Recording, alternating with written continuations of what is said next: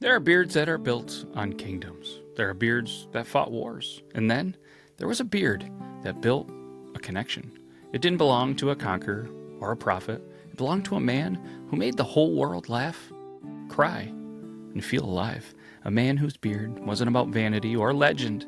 It was about humanity. This is the story of Robin Williams, the beard that made the world laugh and cry. Welcome back, everybody, to another episode of Beardtory. Today, Robin Williams, an absolute legend.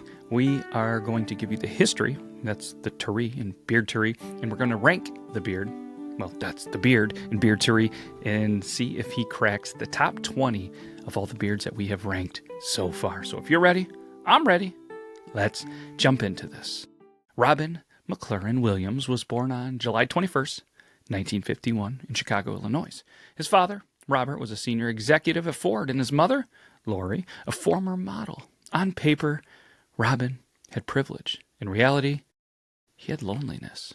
Growing up, he often retreated into imagination to escape isolation in a big, empty house. He collected toy soldiers and voiced entire armies, playing all the roles himself, unknowingly rehearsing for a lifetime of becoming everyone but himself. When his family moved to a different neighborhood and moved over to the Detroit suburb of Bloomfield Hills, Robin attended the prestigious Detroit Country Day School. Teachers, they described him as a quiet but observant individual. He wasn't the class clown like most people would think.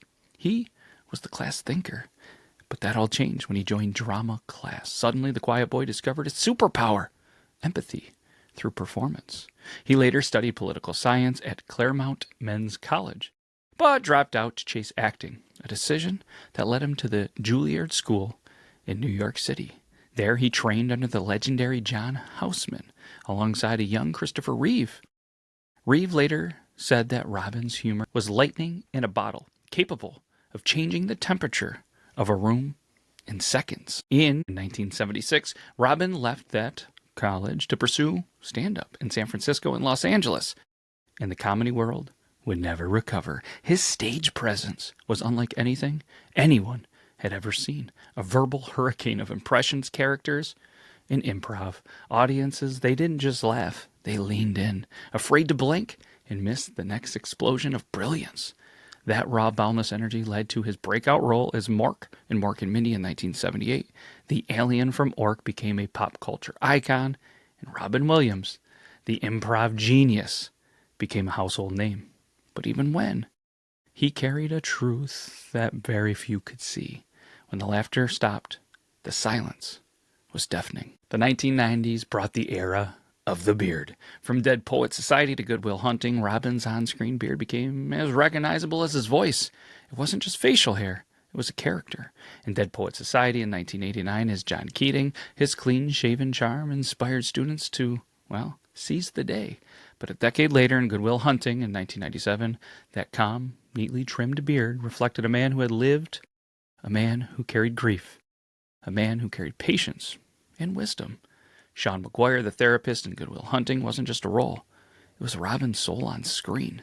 The scene where he repeats, "It's not your fault," improvised between takes, it wasn't acting. Some saw it as healing. That beard, it symbolized growth, the wisdom that comes from survival. It was the look of a man who had been through the storm and learned to dance in the rain. In Patch Adams, it softened his eyes. In Jumanji, it, well, framed the wild chaos of a man lost to time. In Awakenings, it mirrored empathy, the beard of a doctor who cared too deeply. Behind each role, Robin's beard became a canvas for grief, joy, sadness, and love. But behind the camera, his life was far more complex.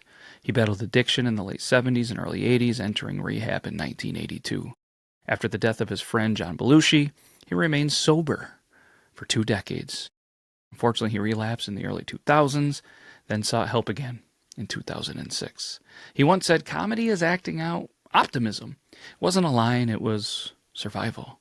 His laughter masked the pain of bipolar disorder and later the undiagnosed Lewy body dementia that would tragically shape his final years. Yet through it all, his beard, that gentle, warm symbol of the man beneath the chaos, reminded the world that even the funniest souls can be the most fragile. On August 11th, 2014, the world lost Robin Williams, but his light, it never dimmed. In the weeks that followed, landmarks across the globe lit up in tribute. Fans left flowers and letters at Goodwill Hunting's bench in Boston. Late-night hosts, they wept on air. Comedians who idolized him, from Jim Carrey to Steve Martin, called him a once-in-a-life-century spirit. What they were really mourning was connection. Robin wasn't just funny. He saw people. He performed surprise shows for troops in Iraq and Afghanistan. He quietly paid hospital bills for strangers. He visited sick children, dressed as Mrs. Doubtfire, unannounced and unpaid. It wasn't PR. It was Robin being Robin. His beard, whether scruffy or clean, symbolized the blend of chaos and care, that wild, human warmth that made you feel like you knew him. His influence didn't fade with time. It expanded. Every comedian who blends humor and empathy, that's Robin's DNA. Every teacher who inspires through passion, that's Robin's legacy. Every moment where someone uses laughter to push back against pain, that's his beard, still smiling. Today, nearly a decade after his passing, Robin's film still breaks us open and puts us back together again. His voice, his warmth, and yes, his beard remind us that kindness and creativity are eternal. Let's go ahead and jump in to the Beardtory rankings. Not only are we going to rank him in fear factor, we're also going to rank him on wisdom points. We're going to rank him on intimidation level, thickness, and wildness, and the historical impact. Then we're going to do a little bit of math, and we're going to see if he cracks the top 20. Let's start with a fear factor. It wasn't fear. It was feeling. He didn't scare you. He simply reminded you that you're not human. Nobody looks at Robin Williams and goes, that's scary. Pretty low ranking. In my opinion, it's a 3.1 out of 10. Wisdom points.